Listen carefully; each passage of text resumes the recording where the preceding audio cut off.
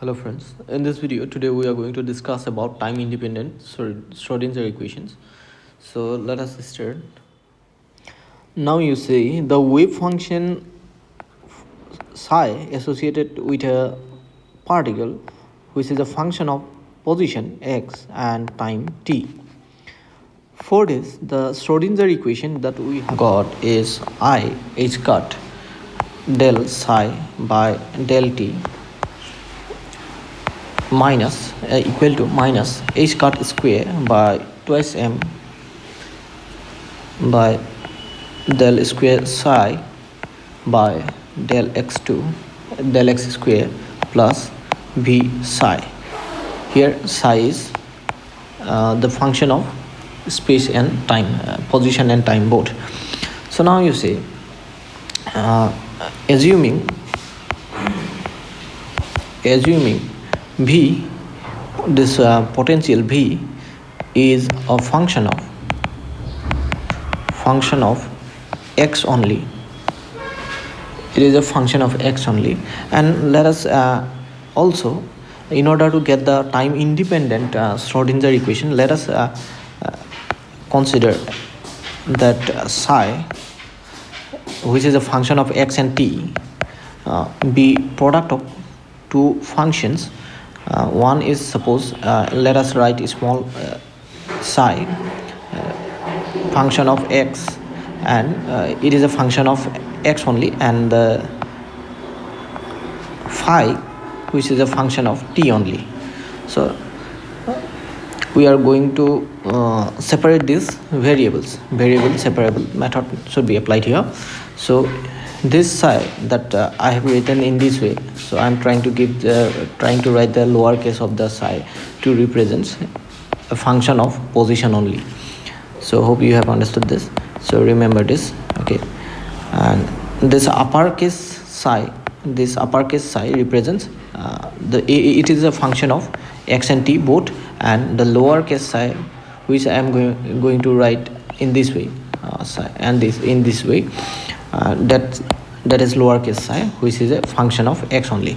So if you use this here, so before we use this, if you find del psi by del t here, del psi uppercase psi by del t, then what you can have with respect to t. So this small psi, it is a function of x only. So here we will get d by d phi by dt, because it is only the function of t.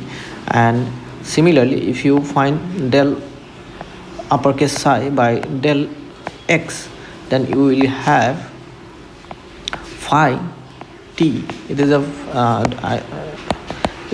Phi is a function of t, so that's why this should be written outside. And d lowercase psi by x. So because it is lowercase phi is a function of position, so you can write this way. Now this is suppose equation number 1. Therefore the equation number 1 implies that I h cut small psi del phi by del t. Here we have separated the variable, that's why we are going to write d phi by dt is equal to minus h cut square by twice m phi d square psi by dx square, so second order derivative of psi, then plus b psi lowercase psi, okay. So lowercase psi and phi. So this is what we are going to have. So now let us divide both side by lowercase psi and phi, dividing this equation by this term psi into phi. So what we will have, I h cut, then 1 by psi d psi by dt minus h cut square by twice m. Here you will get 1 by lowercase psi d square psi lowercase psi. Okay, so this is lowercase psi by dx square plus v. You will get this. This is suppose equation number 2.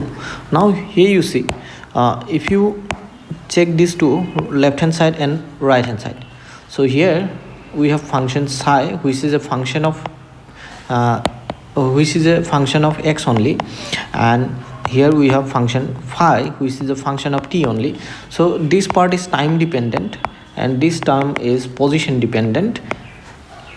So now here you see, so these two sides, if one is dependent on x, another is dependent on t, so these two sides will be equal if and if only these two are, each of them are equal to a constant. Let that constant be suppose e or anything. Okay, so here you see, it is possible, that means this equation is possible if both right hand side and left hand side are equal to some constant. Suppose, let me consider it as k. Then what we can write here, this is equal to k and this part is also equal to k. So we can write minus h cut square by twice m 1 by lowercase psi, second order derivative of lowercase psi with respect to position, then plus v is equal to k. This is suppose equation number 3. Then we will get h cut 1 by psi, first order derivative of psi with respect to time t is equal to k. So hope you have understood this. So now you see, if you simplify this, if you simplify this equation, then what you will get, so d phi by dt will be equal to k I h cut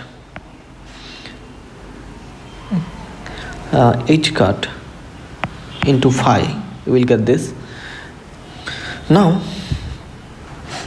if you multiply both the numerator and denominator by I, then what you will get, then minus I k by h cut into phi. You will get this.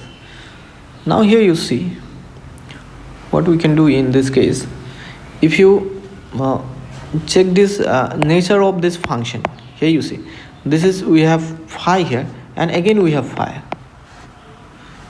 into some constant. Okay, so it can be possible if it is a exponential function. Now you see, because the derivative of suppose ddx of e to the power a into x, then what we get, a, that is the constant, suppose again e to the power ax. So you can assume this is as phi, then this equation will be possible. If you check this, if you see observe the nature of this function, so instead of a, in this case what we will get this term here. You see, this constant a is here minus ik by h cut. So that's why what we can write, phi is equal to e to the power minus I k by h cut. That's what we can write. Now you see, e to the power minus I theta is given by cos theta minus I sin theta. So instead of theta, if you consider k by h cut, then you can write phi, which is a function of t, I'm not writing this t in each and every step, so just to remember, it is a function of t, and this is lowercase psi was function of x only. And so applying this formula here, what we will get, cos k by h cut into t minus I sine k by h cut into t. Here you see this portion, this part here, you see this is imaginary part. This is imaginary part, so we are going to ignore this part. So we can write only phi t cos k by h cut into t. Now here you see, if you compare with this equation, the motion of simple harmonic motion equation, that y, which is a function of t, is cos omega t, then what you observe? What do you observe here?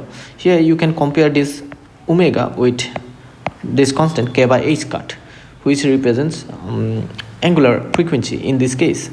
So here we can write, comparing these two, we can write omega is equal to k by h cut, and we know omega angular frequency is equal to 2 pi into frequency k by h cut.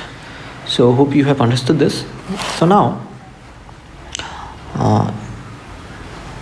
here you see this h cut can be written as 2 pi, sorry,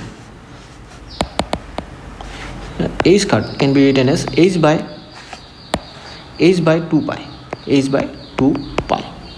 So if you put here, then what you will get? 2 pi frequency k, 2 pi by h, that's what you're gonna have. So now this 2 pi cancel, so k will be h nu. So h nu is nothing but it is energy, so we can write E. So here the constant k is nothing but E, energy. So if it is energy, so what we can write here in equation number 3, this k can be replaced by E, and doing so we will get the so if you replace this k in equation number 3 by E, then you will get the time independent Schrodinger equation. So that's gonna be using k is equal to E in 1, what we got. So equation not 1, equation number 3, if we use this one in 3, so in this equation replace this k by E, so what you will get? Minus h cut by h cut square by twice m. So let me write here h cut. Okay, 1 by lowercase psi, second order derivative of lowercase psi with respect to x plus v is equal to E. We get this, okay, where E represents total energy. So now here you see, so this lowercase psi is function of x only. Okay, so we can if you multiply both side by psi, then what you will get? Minus h cut square by twice m, this should be m, then second order derivative of psi with respect to, this is a function of x, with respect to x plus v psi x is equal to E lowercase psi x. So this is our time independent Schrodinger equation. So hope you have understood this. So what is this? This is time independent Schrodinger equation.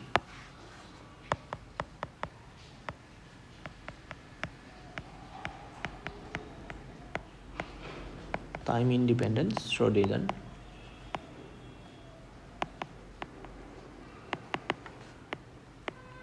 equation.